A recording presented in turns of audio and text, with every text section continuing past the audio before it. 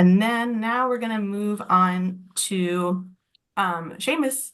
Seamus Lombardo is going to be introducing us to Planet's Project Centinela. Sorry, I practiced this beforehand, which is being used to monitor vulnerable biodiversity hotspots. So Seamus, it's all yours. Great. All right. Hi, everyone. I'm Seamus. Today, I'm going to be presenting on Project Centinela, but first, I'm going to start off with a little bit of background about Planet itself. So Planet is a company that builds and launches satellites, and our mission is to image the entire world every day to make change visible, accessible, and actionable. And so how do we do that?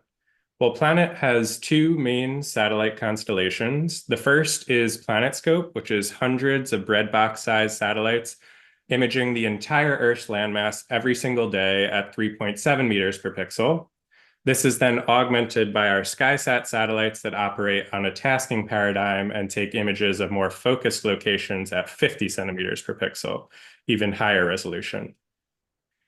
And we can leverage these different satellite data sources to look over broad areas, look backwards in time at a near daily cadence for several years, really zoom in for super high resolution images with the SkySat constellation. And we also have these products called Planetary Variable Analytics, where we combine our imagery with other satellite data sources like LiDAR or microwave to provide insights on things like soil moisture or canopy height and forest carbon. As a public benefit corporation, we create these programs that we call digital public goods, or putting data in the hands of the end user at no cost to that end user. You might be familiar with some of these existing programs like the NICFI Satellite Data Program, which makes that PlanetScope imagery available for free for preventing tropical deforestation. I'm really excited to share with you today about our newest digital public good, Project Centinela, which is a biodiversity hotspots monitoring program.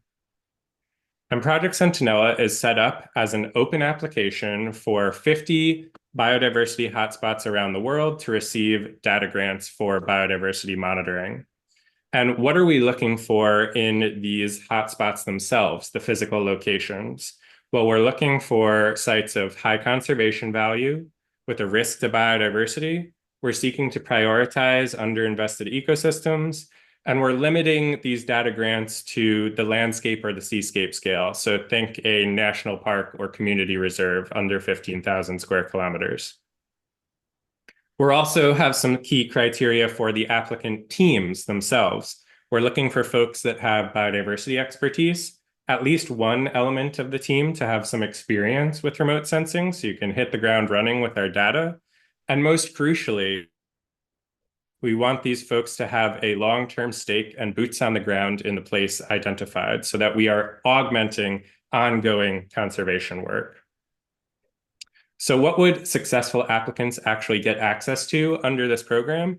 Well, it would be almost our entire product suite here at Planet. So that PlanetScope, near daily imagery at 3.7 meters per pixel, SkySat focused tasked images at 50 centimeters per pixel, planetary variables synthesizing multiple sources to provide insights on things like forest carbon, land surface temperature, and soil moisture, machine learning algorithms applied to our data for things like monthly road detection, and access to our cloud computing platform where you can do things like spectral analyses and time series analyses. Here's an example of folks that we already work with that leverage all these different data streams for conservation work. This is our partner, Just Dig It, who works with desertified communities in East Africa to build water capturing bunds to help promote vegetation regrowth. In the top right, you can see that our imagery, that 3.7 meter PlanetScope imagery, shows the vegetation regrowing over time in these bund areas. But these planetary variable analytics also quantify that as the vegetation regrows, the soil moisture increases and the land surface temperature decreases. So this is what we hope folks in Project Centinela can do, leverage all our data sources to quantify and maximize the impact of your restoration or conservation interventions.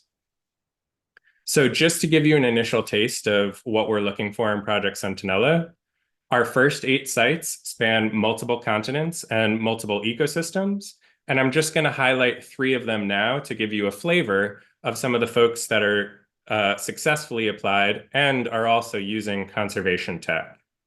So, for example, in Latin America, OSA Conservation in the Osa Peninsula in Costa Rica is using our data in a project to establish wildlife corridors and monitor habitat restoration, and combining it with their conservation tech of camera traps and GPS tags for wildlife.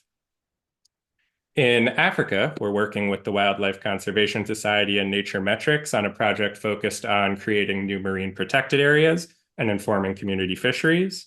And the conservation tech angle here is that we're trying to develop operational workflows to synthesize our satellite data with their eDNA data that they're collecting in this marine ecosystem. And our last example here is we're working with Wildbon and Planet Indonesia in Borneo to support the creation of new take zones and empower local ecosystem stewards by combining our data with bioacoustics and camera traps on the ground. So with that, I'll conclude, and we encourage you and your partners to apply for Project Centinela. Thank you so much. A few questions. One, is it okay if people reach out to you with any questions, following this call about Yeah, specific like that? absolutely. And I'll also drop the application link here in the chat.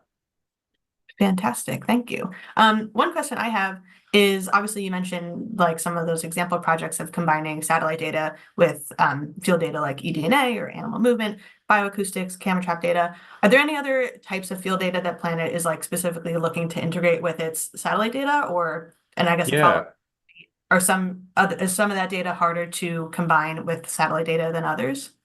Absolutely. So we're definitely looking for any on-the-ground information that folks feel is relevant to their workflows.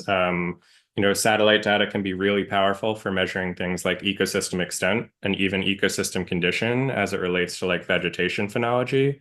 But there's so much going on under the canopy that we simply can't capture with satellite remote sensing. And so other data sources that come to mind might be terrestrial LiDAR or even like community science. We're pursuing things with like eBird and Merlin and those kind of folks.